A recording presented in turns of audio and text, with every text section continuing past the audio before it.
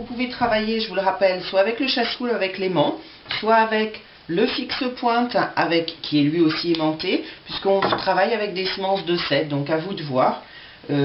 Puisqu'en général, c'est rare quand les personnes, vous avez des ramponneaux de petit diamètre, puisque ce sont des outils qui coûtent quand même relativement cher. Donc on essaie de limiter un petit peu. Donc vous récupérez des semences de 7 au fur et à mesure, vous les mettez au bout de l'aimant, vous poussez bien la toile pour bien la bloquer, et bien la bloquer avec surtout la tête de semence. Il ne faut pas que ça bouge, il ne faut pas que ça s'en aille. Et vous faites ça au fur et à mesure, tranquillement. Vous attrapez les fils de toile et vous enfoncez. Il arrive parfois, quand on a à semencer la toile blanche dans des endroits un petit peu difficiles, par exemple autour du bras et derrière le bras, qu'on n'arrive pas à tendre, à mettre le clou, etc. Donc c'est vrai que ce petit ustensile-là, le chasse-clou avec l'aimant, peut être utile, mais c'est vrai que de tendre, c'est pas pratique, parce que là, par exemple, j'arrive pas à passer ma main et à tendre en même temps. Donc ce que l'on peut faire, c'est, ici, vous allez maintenir le dessus de la garniture, et avec le houseau, au lieu de le mettre dans le bourrelet, là, cette fois-ci, vous attrapez la toile blanche, vous tendez au maximum, et vous le mettez à ras du bois, de manière à essayer de tendre au maximum la toile et que vous n'ayez plus qu'à semencer en bas et sans avoir à retendre manuellement la toile. Alors ce conseil-là peut aussi bien sûr se faire tout autour, si jamais vous n'arrivez pas à faire la première technique que je vous ai montrée, c'est-à-dire avec le chasse-clou, avec l'aimant, en tendant, etc. Vous pouvez le faire. Faites bien attention dans ces cas-là de bien retendre la toile. Vous attrapez la toile, sans la déchirer, et vous baissez. Et ce pouce-là, en fait, aide à pousser la toile pour que le houseau ne tire pas tout seul la toile blanche.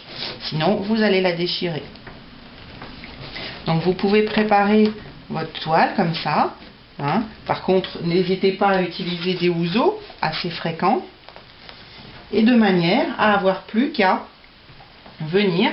Vous prenez votre chasse-clou, votre aimant et votre petite semence. Et vous venez à pointer les semences au fur et à mesure. Et là, c'est souvent plus simple.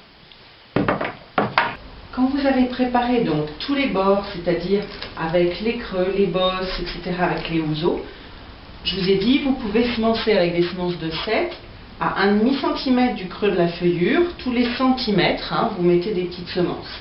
Alors, très important, les outils que vous allez utiliser. Vous avez premièrement votre marteau garnisseur, mais le diamètre du marteau fait beaucoup plus qu'1,5 cm. Donc si vous vous amusez à taper avec, automatiquement vous allez taper le bord de la feuillure, le bord de la moulure et vous allez l'abîmer. Donc un autre outil qui peut être utile, dont je vous ai déjà parlé, c'est le chasse-clou avec le petit aimant. Ça par contre, comme vous avez dû normalement prendre un chasse-clou de taille 6 ou 5, automatiquement ça fait 1,5 cm. Donc vous pouvez mettre votre semence avec le petit aimant au bout, vous prenez votre semence, vous la mettez dans la toile et vous enfoncez votre semence. Ça c'est pas mal. Faites attention quand vous enfoncez par contre de appointer la semence, et quand vous avez appointé, vous mettez l'aimant sur le côté. En général il suffit juste de le basculer comme ça et vous enfoncez juste avec le chasse-clou. À force de taper sur le petit aimant, il s'éclate et puis vous allez devoir en retrouver un autre. C'est pas obligatoirement très facile. Vous avez aussi l'outil miracle, le fixe-pointe magnétique.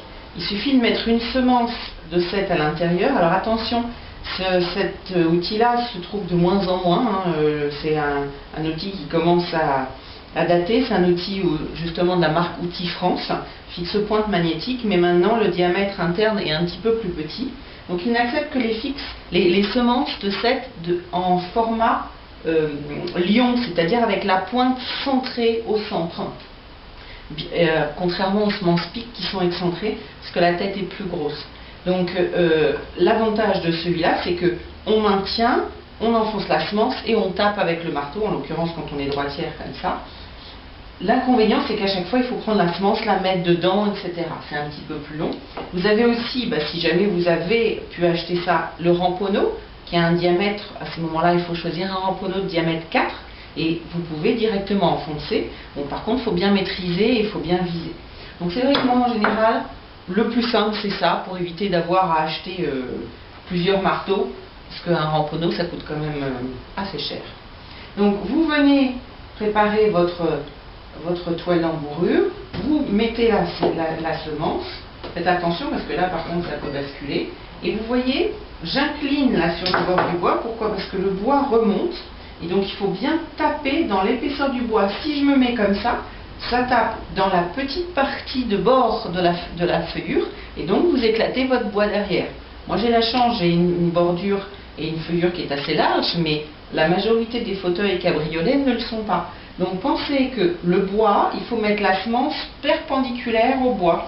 Donc c'est pour ça que je mets ma semence comme ça. Ayez en tête, en fait, vous collez votre chasse-clou contre le bourrelet et vous enfoncez. Et vous allez faire tout le tour comme ça. Ça veut dire que là, le chasse-clou est droit, là il est penché légèrement vers l'intérieur puisque le siège remonte, et là il est à peu près droit. Vérifiez bien ça parce que quand vous avez des petites feuillures, ça éclate facilement.